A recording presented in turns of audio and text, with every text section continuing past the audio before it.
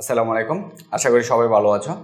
আমরা বোর্ড কোয়েশনের সমাধানের ধারাবাহিকতা এই পর্যায়ে আমরা অন্তরীকরণ অধ্যায় রাজশাহী বোর্ড 2023 সালের আমরা প্রথম কোয়েশনটা বলতে আমরা এখানে দুইটা কোয়েশন আছে। দুইটা কোয়েশনের আমরা এই কোয়েশনটা হচ্ছে প্রথম কোয়েশন বলতেছি, এর পরবর্তী কোয়েশনটাকে আমরা সেকেন্ড কোয়েশন বলবো আর কি। যাই হোক, আমরা এই রাজশাহী বোর্ডের এই কোয়েশনটার সমাধান দেখব। এখানে আমাদের কনং প্রশ্নে কি বলা আছে, কনং প্রশ্নে যেটা বলা আছে যে y √ sin √x হলে dydx এর মান নির্ণয় করতে বলছে। মূল কথা হচ্ছে এই ফাংশনটাকে x এর সাপেক্ষে অন্তরীকরণ করতে বলা হয়েছে। ওকে, তাহলে তোমরা কি করবা, আমাদের কনং প্রশ্ন সমাধান করো। তাহলে কনং প্রশ্ন আমাকে বলা আছে, আমাকে কি দেওয়া আছে, y = কত কত sin এরপরে কত √x, ঠিক আছে, এটাকে অন্তরীকরণ করতে হচ্ছে। তাহলে আমরা এটাকে x এর সাপেক্ষে অন্তরীকরণ করি, মূলত dydx আছে।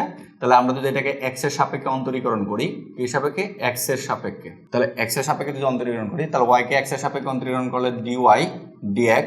আর এখানে আমরা অন্তরীকরণে একটা সূত্র জানি, সেটা হচ্ছে dy dx ddx, ঠিক আছে, ddx √x, এটাকে অন্তরীকরণ করলে 1/2 √x আসে, 1/2 √x আসে। এখানে অন্তরীকরণের সূত্রের প্রয়োগটা আশা করি তোমরা জানো, যেহেতু বোর্ড কোয়েশন সলভের ক্লাসে আসছো। আশা করি আমরা এতটুকু আমার কনফিডেন্স তোমাদের প্রতি আছে যে অন্তরপক্ষে অন্তরীকরণ সূত্রের প্রয়োগটা তোমাদের মাথায় আছে। তারপর আমি একটু বলে দিচ্ছি, সেটা হচ্ছে আমি এখানে যার সাপেক্ষে অন্তরীকরণ করব আর এখানে যদি সেই থাকে তখন এটা সমান হবে এত। আমি এখানে যার সাপেক্ষে অন্তরীকরণ করতেছি এখানে সেই থাকতে হবে, তখন এইকে অন্তরীকরণ করলে মানে √x কে অন্তরীকরণ করলে 1/2 মানে নিচে কত রুটের ভিতর তাই থাকবে। আর যদি এর ভিন্নতা অন্য কিছু থাকে, ধরো এখানে x এর সাপেক্ষে অন্তরীকরণ করতেছে, এখানে অন্য কিছু থাকলো, তাহলে কিন্তু সেটা লেখা যাবে না। তাহলে এই জায়গায় আমি y কে x এর সাপেক্ষে অন্তরীকরণ করতেছি, এখানে আমার রুটের ভিতরে sin x এর জায়গায় কি আছে, sin √x আছে। তখন আমরা প্রতিস্থাপন পদ্ধতিতে আমরা যে কাজটা করি সেটা হচ্ছে যে সূত্র প্রয়োগ করার জন্য এই রুটের ভিতরে কি লাগবে, x লাগবে। তাহলে আমি রুটের ভিতরে সম্পূর্ণ অংশটাকে x মনে করে নিচ্ছি, ঠিক আছে। তখন যদি আমি সূত্রটা প্রয়োগ করি তখন আমাদের কি আসে যে 1/2 √x, তাহলে রুটের ভিতরে x এর জায়গায় কি ছিল, sin √x ছিল। এই পুরোটাকে আমি x মনে করে নিয়েছি, মানে sin √x কে আমি x মনে করছি। যাকে আমি x মনে করছি তাকে আবার অন্তরীকরণ করে কি করতে হবে, গুণ করতে হবে। তাহলে sin √x। ওকে, তাহলে সমান 1/2 sin √x, এটা আমাদের থাকবে। এখন এই জায়গায় গুণটা, এখন আমরা sin x কে অন্তরীকরণ করব।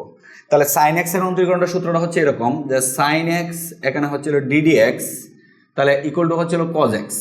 কিন্তু এই জায়গায় x এর জায়গায় অন্য যে কোনো কিছু থাকলেই আমি তাকে আবার কি মনে করব, x মনে করব। তাহলে এখানে x এর পরিবর্তে কি আছে, √x আছে। তাহলে √x কে আমি x মনে করে অন্তরীকরণ করতেছি। তার মানে sin x অন্তরীকরণ করলে কি আসে, cos x, x এর জায়গায় আছে √x। তাহলে আবার যাকে আমি x মনে করছি তাকে আবার অন্তরীকরণ করব, মানে হচ্ছে √x।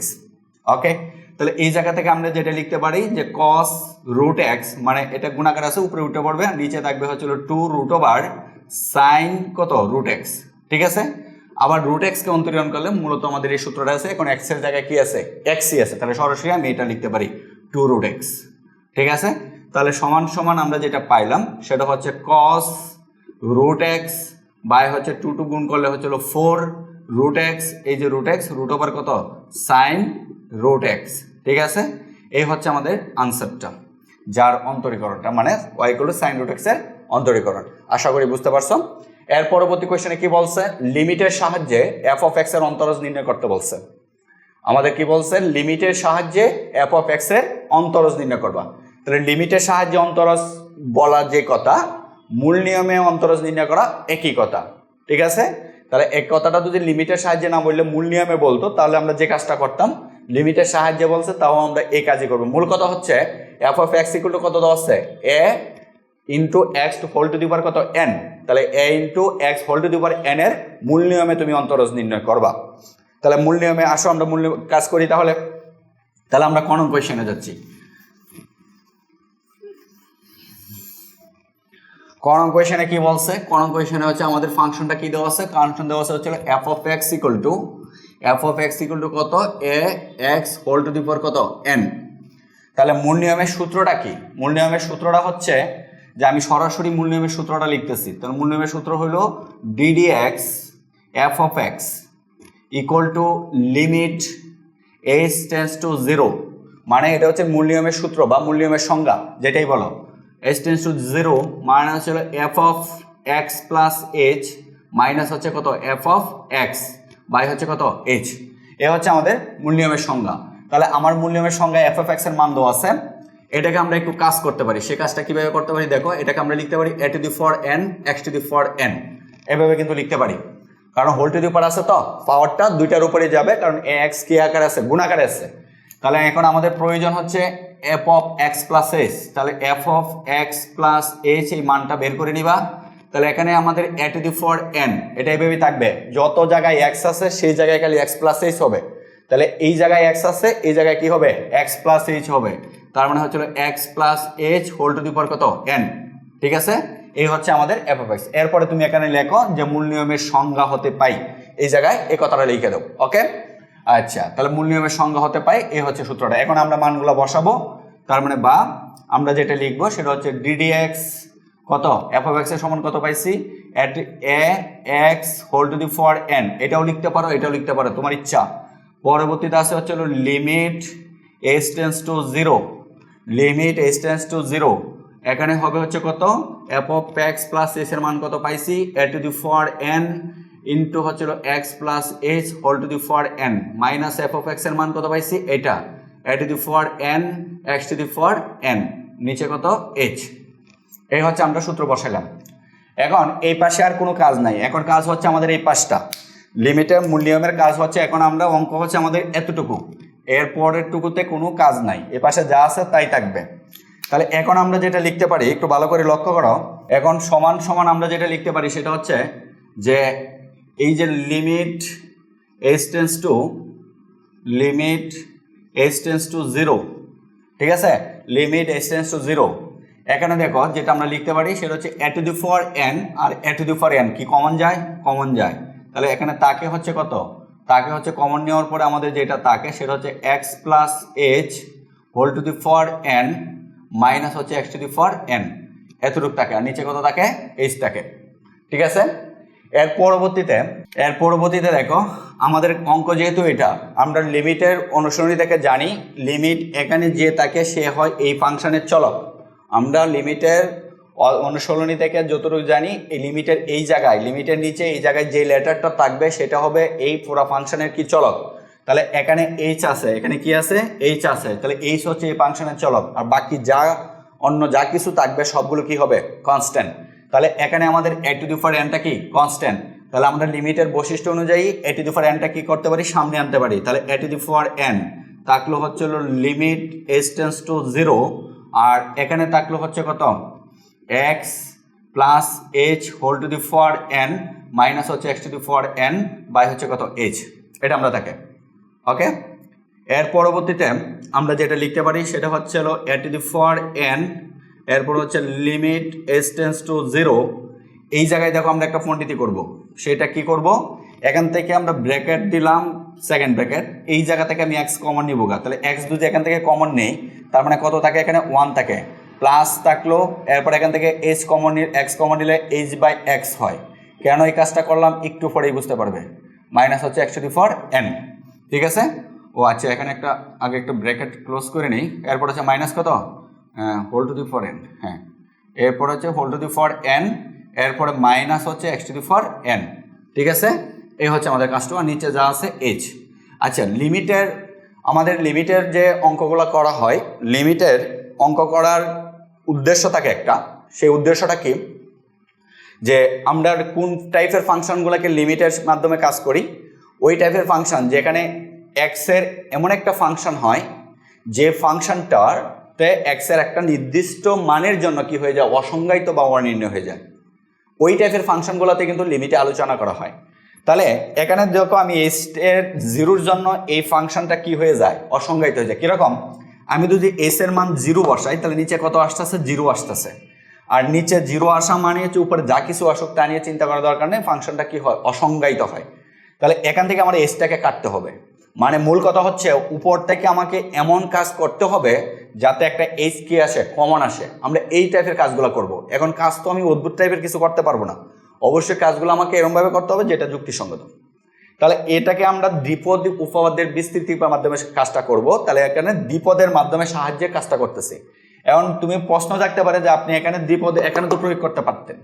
হ্যাঁ, আমি এখানে দ্বিপদ প্রয়োগ করতে পারতাম, কিন্তু কথা হচ্ছে এখানে দুইটা রাশি আসতো, একটা ঝামেলা হইতো। তার থেকে রাশিটাকে আমি ছোট বানিয়ে নিলাম, এখন দ্বিপদটা প্রয়োগ করাটা সহজ হবে। ওকে, তাহলে এখান থেকে দেখো আমি এটাকে ভাঙে যেটা লিখতে পারি যে a⁴n limit h tends to 0, আমরা যেটা লিখতে পারি নিচে হচ্ছে কত h, আর উপরে এইটাকে এই পাওয়ারটা x এর উপর আসবে, আবার কি এই পুরাটা উপরে যাবে, কারণ x আর এই পুরোটা কি আকারে আছে, গুণ আকারে আছে। তাহলে আমরা লিখতে পারি x⁴n into 1 plus h by কত x হোল⁴n মাইনাস কত x⁴n। ঠিক আছে, তার মানে এখানে a⁴n রয়ে গেল। আমরা বলছিলাম লিমিটের এখানে যে থাকে সে হচ্ছে চলক, এ ব্যতীত অন্য যা থাকবে সব হচ্ছে কি কনস্ট্যান্ট। তাহলে এখানে x⁴nটা হচ্ছে কনস্ট্যান্ট, x কিন্তু চলক না, x হচ্ছে টোটাল ফাংশনের চলক। ঠিক আছে, কিন্তু এই যেহেতু আমি লিমিটের অঙ্ক করতেছি, এতটুকু অংশ হচ্ছে আমাদের লিমিটের। তাহলে এই জায়গায় x⁴nটা হচ্ছে ধ্রুবক, কারণ এখানে চলকটা হচ্ছে h। ঠিক আছে, তাহলে h রিলেটেড পদ ব্যতীত যত পদ থাকবে সবগুলো হচ্ছে ধ্রুবক। তাহলে এই জায়গায় কিন্তু আমাদের কি নাই, h নাই, এই জায়গাও আমাদের কি নাই, h নাই। তাহলে আমি এখান থেকে x⁴nটা কমন নিয়ে নিতে পারি, কমন নিয়ে একবার সামনে নিয়ে এসে করতে পারি। ঠিক আছে, বিষয়টা হচ্ছে এরকম। তারপর আমি একটা লাইন লিখি, তাহলে বুঝবে। তাহলে h টেন্ডস টু 0, আমি যদি এই দুটো থেকে x⁴nটা কমন নিয়ে নিই, তাকে হচ্ছে 1 প্লাস x⁴nটা আমি কমন নিয়ে নিচ্ছি। ঠিক আছে, কমন নেওয়ার পরে এখানে তাকে হচ্ছে 1 প্লাস h বাই কত x, তারপর হচ্ছে হোল⁴n মাইনাস 1, উপরে এতটুকু থাকলো আর নিচে থাকলো হচ্ছে h। এখন এই x⁴nটাকে যেহেতু ধ্রুবক, লিমিটের বৈশিষ্ট্য অনুযায়ী এটাকে আমি সামনে নিয়ে আসতে পারি। তাহলে আমি লিখবো a⁴n x⁴n। ঠিক আছে, a⁴n x⁴n, এরপরে হচ্ছে লিমিট h টেন্ডস টু কত 0, আর নিচে যেটা থাকবে সেটা হচ্ছে h, আর উপরে থাকবে শুধু 1 প্লাস h বাই x হোল⁴ কত n মাইনাস হচ্ছে 1। এতটুকু অংশ আমরা পাইলাম। এখন এই অংশটাকে আমরা দ্বিপদের সাহায্যে বিস্তৃতি করব। এখন দ্বিপদী বিস্তৃতির উপাদ্যে আমরা কিভাবে বিস্তৃতি করি সেটা কি আমরা বুঝি কিনা, আশা করি আমরা বুঝি। ঠিক আছে, তাহলে এই পদটাকে আমরা দ্বিপদের সাহায্যে বিস্তৃতি করবো। আচ্ছা, আমি একটু দেখাই দিই দ্বিপদের বিস্তৃতিটা। আমরা দ্বিপদের বিস্তৃতির হচ্ছে যদি আমরা একদম বেসিক থেকে দেখি, তাহলে হচ্ছে দুইটা পদ থাকবে। একটা পদ হচ্ছে 1 প্লাস কত, ধরো h আছে, আচ্ছা 1 প্লাস x এ নেই, 1 প্লাস x আছে। ঠিক আছে, হোল⁴ কত n, এটাকে আমরা বিস্তৃতি করব। বিস্তৃতি করার সূত্রটা হচ্ছে এরকম, n factorial NCR, n factorial না NCR। ঠিক আছে, প্রথম পদ যা থাকবে তার উপরে পাওয়ার হচ্ছে n ইন্টু দ্বিতীয় পদ যা থাকবে তার উপরে পাওয়ার হচ্ছে 0। এটা হচ্ছে আমাদের প্রথম পদ লেখা। ঠিক আছে, NC0, এটা NC0, এরপর হচ্ছে প্লাস, এটাকে আমরা লিখতে পারি, আচ্ছা এইভাবে না লিখে আমরা অন্যভাবে প্রকাশ করি, n ফ্যাক্টোরিয়াল 0। ঠিক আছে, n ফ্যাক্টোরিয়াল 0 যে কথা, NC0 একই কথা কিন্তু। তাহলে 1⁴n x⁴ কত 0 প্লাস n ফ্যাক্টোরিয়াল 1, এরপর হচ্ছে 1⁴n মাইনাস 1 x⁴1, আর পরে পরটা যদি আমি লিখি তাহলে কি লিখবো, n ফ্যাক্টোরিয়াল 2, এরপর হচ্ছে 1⁴n মাইনাস 2 x⁴2 প্লাস। আশা করি বুঝে গেছো। মানে মূল কথা হচ্ছে যে n ফ্যাক্টোরিয়াল 0 থেকে শুরু হচ্ছে, সামনের দিকে যত যাবে এক এক করে বাড়তে থাকবে। আরেকটা হচ্ছে এখানে প্রথম পদের উপর এখানে সর্বোচ্চ পাওয়ার যত হবে তত হবে, আর দ্বিতীয় পদের উপর পাওয়ার 0 থেকে শুরু হবে, পরবর্তী প্রত্যেকটা পদে এই পাওয়ার এক এক করে কমবে, এই পাওয়ার এক এক করে বাড়বে। দেখো এখানে 1 কমছে 1 বাড়ছে, এখানে 2 কমছে 2 বাড়ছে। ঠিক আছে না, এই হচ্ছে বিস্তৃতিটা। এটাকে আমরা মূলত লিখতে পারি এভাবে যে এই টোটালটার মান হচ্ছে 1, এটার মানও 1, এটার মানও 1, কারণ x⁴0 মান 1, 1⁴ উপরে যাই পাওয়ারটা হোক সেটার মান কি হয়, 1 হয়। তাহলে প্রথম পদটার মান হচ্ছে 1 প্লাস n ফ্যাক্টোরিয়াল 1, এর মান হচ্ছে n, আর এখানে এটার মান 1, এখানে হচ্ছে x, মানে হচ্ছে nx প্লাস n ফ্যাক্টোরিয়াল 2, এর মানটা কত, n ফ্যাক্টোরিয়াল 2 হচ্ছে n into n minus 1 by হচ্ছে ফ্যাক্টোরিয়াল 2। ঠিক আছে, মানে ফ্যাক্টোরিয়াল 2 মানে হচ্ছে কত 2, ফ্যাক্টোরিয়াল 2 এর মান হচ্ছে কত 2, আর এখানে যেটা থাকবে সেটা হচ্ছে কত x স্কয়ার প্লাস হচ্ছে ডট ডট, আমাদের তিনটা হলেই হবে। আশা করি এই পর্যন্ত বুঝতে পারছো। তাহলে এখানে আমাদের x এর জায়গায় কি আছে, আমাদের এখানে x এর জায়গায় কত আছে, h বাই x আছে। ঠিক আছে না, 1 প্লাস কত h বাই x আছে, তার উপরে হোল⁴n আছে। তো যত জায়গায় x আছে তত জায়গায় এখন কি হবে, তত জায়গায় h বাই কত x হবে, আর কিচ্ছু না 0।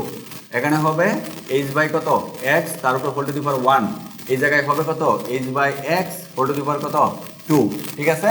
তাহলে এই জায়গায় আমার কি আসবে h বাই x আসবে, আর এই জায়গায় কি হবে, এই জায়গায় হবে হচ্ছিল h square by x square plus dot dot dot. এই হচ্ছে আমাদের মানে 1 plus h by x whole to the power n এর দ্বিপদের বিস্তৃতি। এই সূত্রটা এনে জাস্ট আমরা এখানে বসাবো, ক্লিয়ার। তাহলে আমরা এই পাশেই লিখি, ঠিক আছে। তাহলে এই পাশে যদি আমরা লিখি তাহলে আমরা যেটা লিখবো এখানে এই যে বসাই দিই, ঝামেলা করা কি দরকার। হ্যাঁ, তাহলে দেখো এখানে আমার কি আছে সমান সমান এত, ঠিক আছে। আচ্ছা উপরে আমি লিখি, উপরে লিখো, আচ্ছা এখানে লিখি। তাহলে আমরা এখানে কি করব বসাবো, তাহলে এই জায়গার পরে এই লাইনের পরে যদি আমরা লিখি সমান সমান কত আসবে a to the power n x to the power n, এরপর হচ্ছে লিমিট h টেন্ডস টু 0, এরপরে এখানে নিচে যেটা হবে নিচে হবে h, উপরে এতটুকু সমান কত এই পুরাটুকু, যেটাকে লেখা যায় 1 plus n into h by কত x plus n into n minus 1 by হচ্ছে কত 2, যেটা হচ্ছে h স্কোয়ার বাই কত x স্কোয়ার প্লাস কত ডট ডট ডট, ঠিক আছে। ওকে, এখন দেখো ও আচ্ছা এখানে একটা ও আছে সেটা হচ্ছে -1 হবে, এখানে কি হবে, আচ্ছা এখানে তো জায়গা হচ্ছে না, ধরে নাও ডট ডট ডট, এরপর হচ্ছে মাইনাস কত 1, এখানে হবে -1, ঠিক আছে।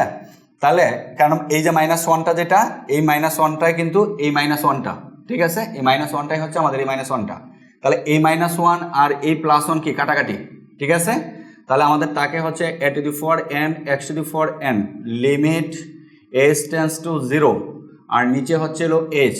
তাহলে এখান থেকে দেখো প্রত্যেকটা পদে এই পদ আর এই পদ তো নাই, তাহলে এই পদে h আছে, এই পদে h আছে, পরবর্তী প্রত্যেকটা পদে কি থাকবে একটা করে h থাকবে, তাহলে একটা h কমন নেওয়া যায় সবার থেকে। তাহলে এখান থেকে তাকে হচ্ছে কত n বাই x থেকে h কমন নিছি গা, ঠিক আছে, প্লাস এই জায়গায় কি থাকে n into n minus 1 by কত 2, ঠিক আছে। আর এখানে h দুইটা ছিল একটা নিচে গিয়ে, তার মানে h বাই কত x প্লাস হচ্ছে ডট ডট ডট, ঠিক আছে, এই পর্যন্ত থাকে। আর এখন h কাটাকাটি, আমাদের উদ্দেশ্য ছিল লিমিটের যে যেটার পদের কারণে অসংজ্ঞায়িত হয় এই সংখ্যাটা কি করা বাদ দেওয়া। এখন যদি আমরা লিমিট বসাই তাহলে a to the power n x to the power n, এখন যদি আমি লিমিট বসাই তো লিমিটের মান কত বসাবো, এখানে তো h নাই আর এখানে h নাই, তাহলে এই জায়গায় এখানে কি h আছে, এখানে কোনো এই পদে কোনো h নাই, তার মানে কত হবে n বাই x হবে। আর এখানে যদি আমি h এর জায়গায় কি বসাই 0 বসাই তাহলে এই পুরা পদটা 0 হয়ে যাবে, ঠিক আছে না। এর পরবর্তী প্রত্যেকটা পদে কি থাকবে h থাকবে, এর পরবর্তী প্রত্যেকটা পদে h থাকবে। কিভাবে থাকবে আশা করি বুঝতেছো, কারণ এখান থেকে এই পদটার পরে কত হবে h কিউব হবে, h টু দি পাওয়ার 4 হবে, ভেবে আস্তে আস্তে পরের প্রত্যেকটা পদে কি থাকবে h থাকবে, তার মানে পরবর্তী প্রত্যেকটা পদ কি হবে 0 হবে।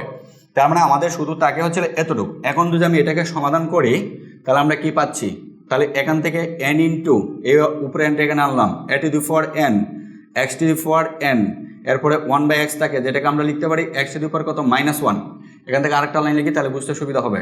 nটাকে আমরা প্রথমে নিচ্ছি, এরপর হচ্ছে a to the power n, এরপর হচ্ছে x to the power n, তাকে হচ্ছে 1 বাই x, এই 1 বাই x কে আমি ইনভার্স লিখছি, সেটা হচ্ছে n into a to the power n x to the power n, ঠিক আছে। x টু দি পাওয়ার এটা যোগ করলে বৃত্তি কি সমান, এই বৃত্তি আর এই বৃত্তি কি সমান, তাহলে পাওয়ারগুলো যোগ হয় তাহলে কি হয় -1 হয়। এই হচ্ছে আমাদের আনসারটা। সুতরাং যে ddx কত ddx কত f অফ x, ও আচ্ছা এখানে f অফ x এর মান হচ্ছে হলো ax whole to the power n, এর সমান সমান হচ্ছে হলো n into a to the power n x to the power কত n মাইনাস 1। এ হচ্ছে আমার মূল নিয়মে আনসার। আশা করি বুঝতে পারছো আমাদের কাজটা কি করা হয়েছে, ক্লিয়ার। ওকে, তাহলে আসো আমাদের পরবর্তী কোয়েশ্চেন আলোচনা করি। এর পরবর্তী কি কোয়েশ্চেনটা বলছে, এর পরবর্তী কোয়েশ্চেনটা বলছে যে এখানে জি অফ এক্স ফাংশনটির কোন কোন ব্যবধিতে হ্রাস পায় এবং বৃদ্ধি পায় তা নির্ণয় করার জন্য। তাহলে এই আশা করি বুঝো যে ফাংশনটার কোন কোন ব্যবধিতে বৃদ্ধি পায় হ্রাস পায়। এখানে মূল কথা হচ্ছে আমাকে এখানে বুঝতে হবে ফাংশনটা বৃদ্ধি কি বলে আর ফাংশনের হ্রাস কি বলে, সেটা আমাকে বোঝা উচিত আগে। আসো আমরা একটু বিস্তারিত আলোচনা করি প্রশ্নটা নিয়ে, যাতে এই টাইপের কোয়েশ্চেনে আর জীবনের কোথাও কোনো প্রবলেম না হয়, কারণ ভবিষ্যৎটা তো এখন অনেকটা দূর পড়ে রয়েছে, কারণ সামনে অ্যাডমিশন, ঠিক আছে। তাহলে একটু ভালো করে বোঝার চেষ্টা করি কাহিনীটা কি ঘটে। দেখো আমাকে যে ফাংশনটা দেওয়া আছে, যে গ নম্বর কোয়েশ্চেনে আমাকে বলা আছে হচ্ছে কত g of x equal to কত এত, তাহলে g of x is equal to হচ্ছে হলো 17 -15x প্লাস হচ্ছে 9x স্কয়ার মাইনাস হচ্ছে x কিউব। এ হচ্ছে ফাংশনটার কোন কোন ব্যবধিতে বৃদ্ধি পাবে হ্রাস পাবে। আমি অন্য একটা ফাংশন নিয়ে কথা বলতেছি, যেরকম আমি যদি F of x equal two ফাংশনটা আমাদের সাইন এক্স এর হয়, আমরা সাইন এক্স এর ফাংশন নিয়ে কথা বলি, যেটা বোঝাইতে সুবিধা হবে এবং বুঝতেও তোমাদের সুবিধা হবে।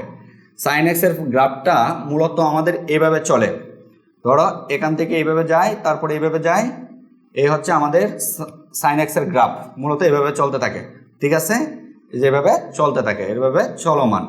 ওকে, এখানে দুইটা জিনিস তোমাকে ভালোভাবে বুঝতে হবে। একটা জিনিস হচ্ছে যে চরম বিন্দু কিগুলা, চরম বিন্দুগুলো তোমাকে খুঁজে বের করতে হবে। তাহলে চরম বিন্দু বলতে আমরা ওই বিন্দুগুলাকে বুঝি, মানে সর্বোচ্চ বিন্দু আর সর্বনিম্ন বিন্দু, মানে কোন বিন্দুর জন্য এক্স এর কোন বিন্দুর জন্য বা এক্স এর কোন মানের জন্য ফাংশনটা সর্বোচ্চ মান বিদ্যমান, এক্স এর ওই বিন্দুটাকে বলা হয় সর্বোচ্চ বিন্দু, ঠিক আছে। আর সর্বনিম্ন বিন্দু এক্স এর কোন বিন্দুটার জন্য একটা ফাংশনের সর্বনিম্ন মানে ক্ষুদ্রতর মান বিদ্যমান, ওই দুইটা বিন্দুকে বলা হয় চরম বিন্দু, ঠিক আছে। তাহলে আমরা চরম বিন্দুগুলো নির্ণয় করার জন্য কাজটা কি করি, ধরো ফাংশনটা আমার সর্বোচ্চ এই পর্যন্ত উঠছে, আবার ওঠার পরে আবার নামা শুরু করছে, নামতে নামতে এই পর্যন্ত নামছে, নামার পরে আবার ফাংশনটা উপরে ওঠা শুরু করছে, এই পর্যন্ত উঠছে, বুঝছো বিষয়টা। তাহলে একটা ফাংশন আমাদের কি করছে, সর্বোচ্চ এই পর্যন্ত উঠছে, এরপরে আর উঠা নাই, ঠিক এর পরের বিন্দুটাতে, যখন এই পর্যন্ত ওঠার পরে ঠিক পরে বিন্দুটাতে ফাংশনটা কি নিচে নামা শুরু করছে, ঠিক এর পূর্বের বিন্দুটাতেও ফাংশনটা কি উপরে ওঠা শুরু করছে, উপরে ঊর্ধ্বমুখী ছিল, ঠিক আছে না। তাহলে এখানে এই বিন্দুটা হচ্ছে আমাদের সর্বোচ্চ বিন্দু, ফাংশনটা এই বিন্দু পর্যন্ত কি সর্বোচ্চ উপরে উঠতে পারে, এর উপরে আর যাইতে পারে না, এর ঠিক আগ পর্যন্ত উপরের দিকে উঠতে থাকে, ঠিক পরের বিন্দুটা থেকে কি নিচের দিকে নামতে থাকে, এই বিন্দুটাকে বলা হয় সর্বোচ্চ বিন্দু। এখন এক্স এর এই বিন্দুটা যে মানের জন্য এক্স এর পাইছি, এক্স এর ধরো সাপোজ আমি এ বিন্দুর জন্য কি পাইছি, এক্স এর এ মানের জন্য আমি এই বিন্দুটা পাইছি, মানে ওয়াই এর মানটা পাইছি।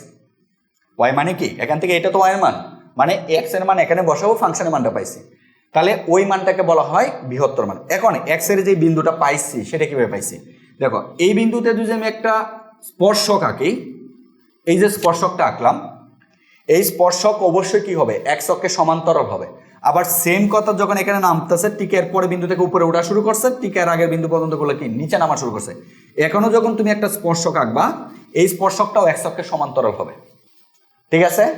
এখন অন্তরীকরণ অধ্যায়ে আমরা ফার্স্টে অন্তরীকরণের সংজ্ঞাতে বলছিলাম, যে সংজ্ঞাতে তোমাকে শেখানো হয়েছিল এরকম, যে কোনো একটা বক্ররেখার কোনো বিন্দুতে, ধরো এই আছে আমাদের একটা বক্ররেখার, এই বক্ররেখার এই বিন্দুতে মানে এ বিন্দুতে অঙ্কিত স্পর্শকের ডালকে, একটা বক্ররেখার এ বিন্দুতে অঙ্কিত স্পর্শকের ডালের মানকে ওই বক্ররেখার ওই বিন্দুতে অন্তরজ বলা হয়, মানে ডিওয়াই ডিএক্স বলা হয়, ঠিক আছে। তাহলে এই ক্ষেত্রে আমাদের এই স্পর্শকের যে ডালটা পাচ্ছি, এই ডালের মানটা হচ্ছে যদি tan থিটা হয়, মানে এই স্পর্শকটা যদি আমরা এটা আঁকি, এখান থেকে থিটা কোণ উৎপন্ন করলে এটা হচ্ছে tan থিটা, তাহলে এই ডালের মানটাকে ডিওয়াই ডিএক্স বলা হচ্ছে, কথা বুঝছো। তাহলে আমি এখানে যে স্পর্শকটা আঁকছি, এই স্পর্শকটা অবশ্যই এক্স অক্ষের সমান্তরাল হবে, আর এর ডালের মান কি হবে, 0 হবে, কারণ এক্স অক্ষের সমান্তরাল সরলরেখার ডালের মান কি হয়, 0 হয়। তাহলে অবশ্যই আমার এই স্পর্শকের এই ডালের মান 0 হবে, মানে ডালের মান যে কথা ডিওয়াই ডিএক্স একই কথা, তার মানে ডিওয়াই ডিএক্স এর মান ইকুয়াল টু কত হবে, 0 হবে।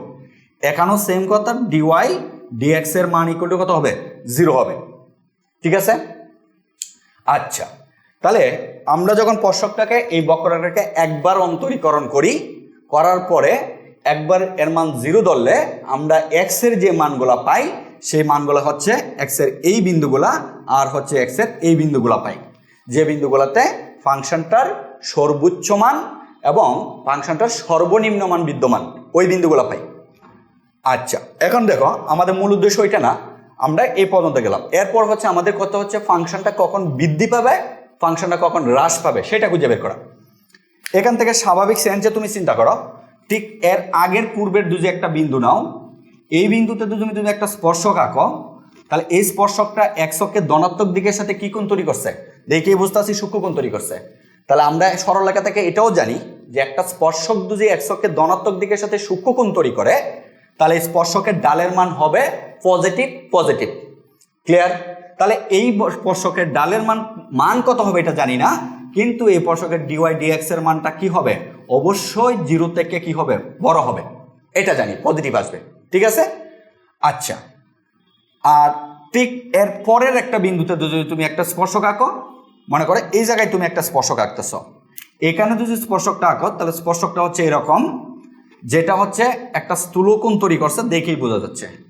তাহলে আমরা সরলরেখা থেকে এটাও জানিয়ে আসছি যে কোনো একটা সরলরেখা বা সরলরেখা যদি একশোকে ধনাত্মক দিকের সাথে স্থূলকোণ তৈরি করে তাহলে এর ডালের মান অবশ্যই ঋণাত্মক হবে। তার মানে এই স্পর্শকের ডালের মান মানে হচ্ছে ডিওয়াই ডিএক্স এর মান কি হচ্ছে, 0 থেকে ছোট হচ্ছে। ঠিক আছে? এখন এখান থেকে লক্ষ্য করো যে আমি এই জায়গা থেকে চিন্তা করতেছি, এখান থেকে ফাংশনটা কি করতেছে, আস্তে আস্তে উপরের দিকে উঠতেছে। তার মানে এই বিন্দু থেকে, মানে এখান থেকে এই পর্যন্ত এক্স এর এই মানগুলোর জন্য ফাংশনটা কি পাচ্ছে, বৃদ্ধি পাচ্ছে। কিভাবে? এখান থেকে ধরো এই বিন্দুর জন্য এটা পাবো, এক্স এর এই বিন্দুর জন্য এটা পাবো, এক্স এর এই বিন্দুর জন্য এখানে আসবো। তাহলে এই প্রত্যেকটা বিন্দুর জন্য ফাংশনটা আস্তে আস্তে এখান থেকে কি করতেছে, এই পর্যন্ত বৃদ্ধি পাচ্ছে। ঠিক আছে না? তাহলে যদি আমার এই বৃদ্ধি অংশের ব্যবধিটাতে যে কোনো স্পর্শক তুমি যে কোনো জায়গায় এঁকে দেখো, ডালের মান অবশ্যই কোনটা কি করবে, স্পর্শকটা সূক্ষ্মকোণ তৈরি করবে এবং ডালের মান কি হবে, পজিটিভ হবে। তাহলে আমরা এক কথা বলতে পারি যে যদি ডিওয়াই ডিএক্স এ, হ্যাঁ, ডিওয়াই ডিএক্স এর মান, মানে এই ফাংশনটাকে একবার অন্তরীকরণ করলে ডিওয়াই ডিএক্স যেটা পাবো সেটার মান যদি 0 থেকে বড় হয়, যে ব্যবধির ভিতরে, ওই ব্যবধির ভিতরে ফাংশনটার মান কি হবে, ডিওয়াই ডিএক্স এর মান কি হবে, 0 থেকে বড় হবে। যদি ওই ব্যবধির ভিতরে কোনো এক্স এর মানের জন্য ফাংশন ডিওয়াই ডিএক্স এর মান কি হয়, 0 থেকে বড় হয়, মানে আমরা মূল কথা হচ্ছে, আমি তোমাকে যেটা বোঝানোর চেষ্টা করতেছি, এটাকে যদি একবার অন্তরীকরণ করো কত হবে, g prime of x equal to কত, 0 মাইনাস হচ্ছে 15, এরপরে প্লাস কত 18, এরপরে কত এক্স মাইনাস কত 3x স্কোয়ার। তাহলে একবার অন্তরীকরণের মান আমরা এই পর্যন্ত পাইছি, ধরো 0টা লেখা দরকার নেই, এটা পাইছি। এখানে যদি বসায় দেখো, এক্স এর একটা বিন্দু যদি এখানে বসো, যে কোনো একটা মান বসায় দেখো, যদি এই মানটা কি আসছে, নেগেটিভ আসছে, তাহলে বুঝবা ও এক্স এর ওই বিন্দুতে তাহলে কি হইতেছে, জিও প্রাইম অফ এক্স এর মান যদি কত হয়, 0 থেকে ছোট হয়, এখানে বসানোর পরে যদি 0 থেকে ছোট হয়, তাহলে বুঝবা ওই বিন্দুটাতে ফাংশনটা কি পাচ্ছে, হ্রাস পাচ্ছে। সহজ কথা। আবার যদি এক্স এর কোনো একটা মান তুমি এখানে বসানোর পরে যদি দেখতেছো যে জি প্রাইম অফ এক্স এর মানটা 0 থেকে বড় আসতেছে, মানে পজিটিভ আসতেছে, তাহলে তুমি কনফার্ম এক্স এর ওই মানের জন্য এই ফাংশনটা বৃদ্ধি পাচ্ছে, যেটা আমরা এখান থেকে দেখতেছি। ঠিক এখানেও দেখো, এই বিন্দুটা ছিল আমাদের চরম বিন্দু, ঠিক এর মানের পরে কি হচ্ছে, ফাংশনটা হ্রাস পাচ্ছে, হ্রাস পাইতে পাইতে এই পর্যন্ত হচ্ছে। এখানে যে কোনো স্পর্শক তুমি আইকে দেখো, স্পর্শকটা কি হবে, একশোকে ধনাত্মক দিকের সাথে স্থূলকোণ তৈরি করবে। ক্লিয়ার? তাহলে আমরা ব্যবধিটা কিভাবে নির্ণয় করব, এখান থেকে আমি তোমাকে দেখাই যাচ্ছি। যেরকম দেখো যে এক্স এর এই বিন্দুতে এখানে এক্স ইকুয়াল টু যেটা আসে সেটা হচ্ছে -π/2 আসে, আর এখানে এক্স ইকুয়াল টু যেটা আসে সেটা হচ্ছে কত, এই বিন্দুর জন্য 0 হয়। ঠিক আছে? আর এই জায়গায় যেটা আসে সেটা হচ্ছে আমাদের পাই এক্স এর মান আসে, মূলত আমরা এক্স এর মানটা সরাসরি লিখি, এক্স ইকুয়াল টু 5/2 হয়। ঠিক আছে? আর এই জায়গায় এক্স এর মানটা যেটা আসে, সেখানে এক্স এর মানটা হচ্ছে 3π/2 হয়। বুঝতে পারছো? এই বিন্দুতে। তাহলে একটা জিনিস লক্ষ্য করো যে এখান থেকে এই পর্যন্ত যে ব্যবধিটা ছিল, আবার এখান থেকে এই পর্যন্ত, তাহলে এই ব্যবধির ভিতরে ফাংশনটা কি বৃদ্ধি পাচ্ছে না? তাহলে আমি বলতে পারি না এক্স এর মান যদি 5/2 এর থেকে -π/2 এর থেকে বড় হয় এবং কত 5/2 এর থেকে ছোট হয়, তাহলে এই ব্যবধির ভিতরে ফাংশনটা কি পাচ্ছে, বৃদ্ধি পাইতেছে। কিন্তু এক্স্যাক্টলি আমি 5/2 নিচ্ছি না, কেন, 5/2 এর জন্য ফাংশনটা চরম বিন্দু বিদ্যমান, মানে ডালের মান 0 হয়ে যায়, এখানে বৃদ্ধিও পাই না, হ্রাসও পাই না। ঠিক আছে? আবার এক্স্যাক্টলি -π/2 এর জন্য এই বিন্দুটাতে সেম কথাটাই, এই কারণে কিন্তু আমি -π/2টা নিচ্ছি না, এর থেকে একটু বড় হলেও হবে, আবার এখান থেকে একটু কম হলেও হবে। ক্লিয়ার? তাহলে এই ছিল আমাদের ব্যবধি নির্ণয় করা। ঠিক এখান থেকে এই ব্যবধির ভিতরে, সরি এখান থেকে এই ব্যবধির ভিতরে যদি তুমি চিন্তা করো, তাহলে কি চিন্তা করো, চিত্র দেখে চিন্তা করো, এখান থেকে এই ব্যবধির ভিতরে যদি তুমি চিন্তা করো তাহলে ফাংশনটা কি হবে, তাহলে এই দেখো এখান থেকে এই পর্যন্ত, এখানে এই পর্যন্ত কি হচ্ছে, হ্রাস পাচ্ছে। তাহলে আমরা বলতে পারি না যে এই ব্যবধিতে ফাংশনটা হ্রাস পাবে, 100% হ্রাস পাবে। ঠিক আছে? তাহলে আমরা বলতে পারি যে কত, যে 5/2 থেকে এক্স এর মান 5/2 থেকে বড়, 5/2 থেকে বড় এবং 3π/2 থেকে ছোট। ঠিক আছে? এই ব্যবধির ভিতরে ফাংশনটা কি পাচ্ছে, হ্রাস পাচ্ছে। ঠিক আছে? তাহলে আমরা সহজে যে কাজটা করব সেই কাজটা হচ্ছে যে আমরা আগে চরম বিন্দুগুলো কি করে ফেলবো, নির্ণয় করে ফেলবো। চরম বিন্দুগুলো নির্ণয় করব, তাহলে এই চরম বিন্দুটাকে পুরা বাস্তব সংখ্যাকে দুইটা কতগুলো অংশে বিভক্ত করবে, এই অংশগুলো নিয়েই হচ্ছে আমাদের ব্যবধিটা তৈরি হবে। ক্লিয়ার? আমি অঙ্কটা আরো সলভ করি, আর একটু ক্লিয়ার বুঝতে পারবে। তাহলে চলো, আমরা অনেক পেছাল পারলাম।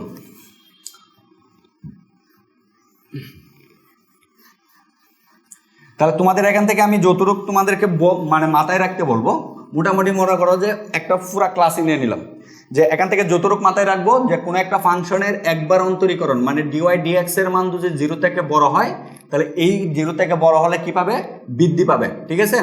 বড় হয় তাহলে কি হবে, বৃদ্ধি পাবে, বৃদ্ধি পায়। আর ডিওয়াই ডিএক্স এর মান যদি 0 থেকে কি হয়, ছোট হয়, 0 থেকে ছোট হয়, তখন কি পায়, হ্রাস পায়।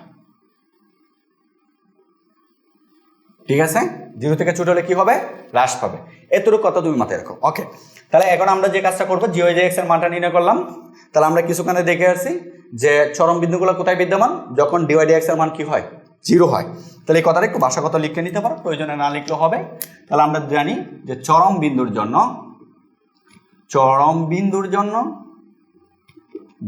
জন্য এখানে যেহেতু জি প্রাইম অফ এক্স আছে, g prime of x equal to কত, 0। তার মানে বা আমরা যেটা লিখতে পারি, জি প্রাইম অফ এক্স এর মান পাইছি কত, -15 এক প্লাস হচ্ছে 18 x minus 3 x square equal to কত হবে, 0। তার মানে এখান থেকে যদি আমরা 3 দ্বারা ভাগ করে দিই, তাহলে -3 দ্বারা ভাগ করে দাও, তাহলে আসে হচ্ছে কত, -3 দ্বারা এটাকে ভাগ করলে তাকে এক্স স্কোয়ার, -3 দ্বারা এটাকে ভাগ করলে -6x, -3 দ্বারা এটাকে ভাগ করলে তাকে হচ্ছে কত, 3। ঠিক আছে না? 3 তো থাকে নাকি, ও 5 থাকে, সরি, +5 থাকে ইকুয়াল টু কত, 0। এখান থেকে এক্স এর দুইটা মান বের হবে, 3 5 15, 3 থেকে 2 গেল 6 মাইনাস এক্স স্কোয়ার, 5 থেকে 5 আর 1 কত, 6 মাইনাস হচ্ছে 5x, এরপর হচ্ছে মাইনাস কত, x প্লাস কত, 5 ইকুয়াল টু হচ্ছে 0। মানে হচ্ছে x কমন নিলে তাকে হচ্ছে x মাইনাস 5, আর -1 কমন নিলে তাকে হচ্ছে x মাইনাস 5 ইকুয়াল টু কত, 0। আমি আর লিখতে পারলাম না, এখান থেকে সমাধান করলে যে x এর একটা মান পাবো হচ্ছে ইকুয়াল টু হচ্ছে 1 মিলিগ্রাম পদ্ধতিতে, আরেকটা হচ্ছে 5। এই হচ্ছে আমাদের 1,5। তাহলে 1,5 বিন্দুটা তোমাকে কি বোঝাচ্ছে, 1,5 বিন্দুটা বোঝাচ্ছে মূলত এই বিন্দুতে ফাংশনটা সর্বোচ্চ বিন্দু মানে সর্বোচ্চ মানটা অবস্থিত, এই জায়গায় ফাংশনটা সর্বনিম্ন অথবা সর্বোচ্চ দুইটা থেকে যে কোনো একটা হতে পারে, আমরা একজাক্টলি ফিক্সড এখনো বলতে পারতেছি না। তাহলে 1 এ ফাংশনটা সর্বোচ্চ এবং সর্বনিম্ন মান হয় এর আগে বিন্দুগুলোর জন্য হ্রাস পাবে অথবা বৃদ্ধি পাবে। মানে বিষয়টা এরকম, সেই কাজটা হচ্ছে আমরা যে এক্স এর মানগুলো এখানে পাইছি 1,5, তুমি এই মানগুলো একটু সংখ্যা রেখা হিসাবে চিন্তা করো। মনে করো এটা হচ্ছে সংখ্যা রেখা 0, এখানে হচ্ছে 1, আর এখানে হচ্ছে কত, 5। ঠিক আছে না? আর এই পাশে এখানে হচ্ছে প্লাস ইনফিনিটি, আর এই পাশে হচ্ছে মাইনাস ইনফিনিটি। মনে থাকবে? তাহলে এই সংখ্যা রেখার 0টা বাদ দিয়ে দাও।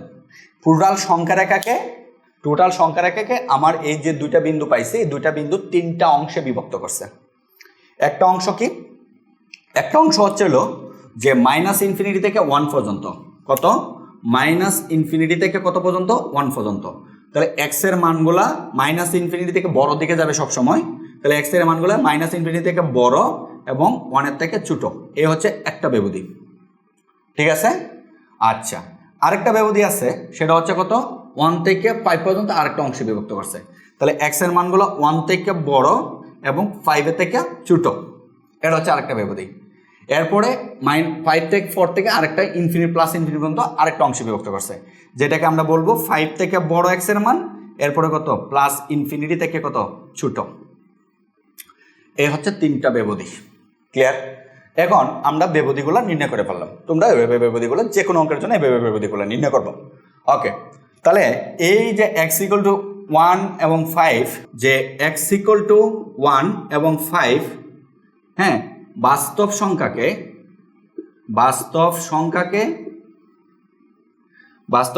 কি করে, বাস্তব সংখ্যাকে এই নিচের ব্যবধিগুলোতে বিভক্ত করে। ঠিক আছে? নিচের ব্যবধিতে কি করে, বিভক্ত করে।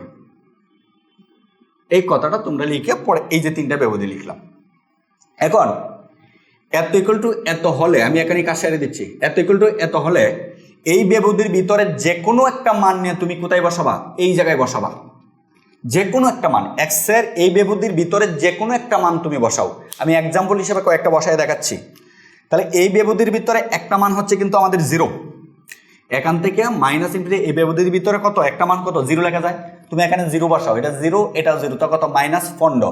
তার মানে ডিওয়াই ডিএক্স এর জি inverse G prime of x এর মান কত পাইলাম, যদি 0 বসাই জি প্রাইম অফ এক্স এর মান কত পাইলাম, এক্স এর মান যদি আমি 0 বসাই তখন কত পাইছি, এর মানটা কত হয়েছে 0 থেকে ছোট হয়েছে। তুমি 0 না বসায় 1 এর থেকে ছোট তুমি -2 বসাও, দেখো 0 হবে, নেগেটিভ মান পাবা। তুমি -3 বসাও, মানে মূল কথা হচ্ছে 1 এর থেকে ছোট মাইনাস ইনফিনিটি পর্যন্ত যে কোনো মান বসাবা, দেখবে মানটা ভিন্ন হইতে পারে কিন্তু চিহ্নটা অবশ্যই 0 থেকে নেগেটিভ আসবে, মানে 0 থেকে ছোট হবে। তাহলে আমি বলতে পারতাছি এই ব্যবধির সকল মানের জন্য জি প্রাইম অফ এক্স কত 0 থেকে ছোট হচ্ছে। তাহলে 0 থেকে যদি ডিভাইড এক্স 0 থেকে ছোট হয় তাহলে এই ব্যবধিতে ফাংশনটা কি পাবে, হ্রাস পাবে। ক্লিয়ার? তাহলে আমরা বলতে পারি এত হলে কত হয়, জি প্রাইম অফ এক্স কত হয় 0 থেকে ছোট হয়, 0 থেকে ছোট হয়। তাহলে আমরা এটা মুছে দিলাম। তাহলে সুতরাং তাহলে আমরা কি বলতে পারি, তাহলে কি এই ব্যবধিতে ফাংশনটা হ্রাস পাবে। তাহলে ফাংশন কি পাবে, মানে এফ অফ এক্স ফাংশন কিন্তু আমাদের জি অফ এক্স কি পাবে, হ্রাস পাবে। শেষ। এখন এত হলে, ঠিক আছে, এত হলে আমাদের ফাংশনটা কি হবে একটু লক্ষ্য করো। এই ব্যবধির ভিতর থেকে যে কোনো একটা মান তুমি এখানে বসাও, 1 এর থেকে বড়, যেরকম 2 আছে +2, আমি যদি এখানে +2 বসাই তাহলে কি পাই একটু হিসাব করো। এখানে যদি আমি +2 বসাই মানে জি অফ 2 যদি আমি নির্ণয় করি, মূল কথা হচ্ছিল এটা, এখান থেকে যদি আমি জি অফ 2 নির্ণয় করি তাহলে এখানে কত আসে, এখানে আসে হচ্ছে -15, আর এখানে যদি 2 বসে প্লাস কত, প্লাস হচ্ছে 36, আর এখানে যদি 2 বসাই তার মানে হচ্ছে হলো কত 4 3 4 12 -12। ঠিক আছে, তাহলে -12 আর -15 কত হয়, -17, কি কই -12 -27, ঠিক আছে 27 প্লাস কত 36 ইকুয়াল টু কত পাই, ইকুয়াল টু পাচ্ছি হচ্ছে 6 আর 3 মানে 9, +9 পাইছি। তার মানে এই ব্যবধির ভিতরে যে কোনো সংখ্যার জন্য আমার চিহ্নটা কি আসছে, পজিটিভ আসছে, মানে হচ্ছে কত, চিহ্নর জন্য জি প্রাইম অফ এক্স এর মানটা 0 থেকে বড় হয়েছে। তাহলে আমরা কি বলবো, এই ব্যবধিতে জি অফ এক্স ফাংশনটা বৃদ্ধি পাবে। ক্লিয়ার? আচ্ছা, এত হলে আমরা কি লিখব, তাহলে এই ব্যবধির ভিতর থেকে যে কোনো একটা মান নাও, নিয়ে আবার এখানে বসাও। তাহলে এই ব্যবধি থেকে যে কোনো একটা মানের জন্য যদি আমি এখানে লিখি, মানে ধরো এই ব্যবধি থেকে 5 থেকে বড় ইনফিনিটির ভিতরে অসংখ্য মান আছে, আমি কত নিচ্ছি 5 থেকে বড় 6 নিচ্ছি। তাহলে 6 যদি নেই তাহলে মাইনাস কত 15, মানে জি অফ 6 বসাচ্ছি, তার মানে কত -15। এরপরে এখানে যদি 6 বসাই 6 18 কত হয়, 6 18 কত হয়, 6 18 হচ্ছে হলো 120, এরপর হচ্ছে 12 মাইনাস, তার মানে 108, তার মানে প্লাস হচ্ছে 108, এই 108 তো, হ্যাঁ 120 -12, হ্যাঁ 108, ঠিক আছে। আর এখানে 34 3 34 কত হয় 90, এরপর হচ্ছে 318, 90 আর 18 কত হয় 34, 3 34 হচ্ছে হলো 90 318 মানে হচ্ছে 108, তার মানে -100 কত 8, তার মানে এটা কাটা মানটা কত পাইছি আমরা -15, তার মানে নেগেটিভ হয়েছে। তার মানে এত ব্যবধিতে জি প্রাইম অফ এক্স কি হয় 0 থেকে ছোট হয়। তাহলে আমরা কি বলবো, জি অফ এক্স এই ব্যবধিতে কি পায়, হ্রাস পায়। এই হচ্ছে আমাদের আনসারটুকু, যে কোন কোন ব্যবধিতে আমাদের ফাংশনটা বৃদ্ধি পায়, কোন কোন ব্যবধিতে আমাদের ফাংশনটা হ্রাস পায়। তাহলে আশা করি বুঝতে পারছো। তাহলে এই ছিল মূলত আমাদের যে কোয়েশ্চনটা, ঠিক আছে।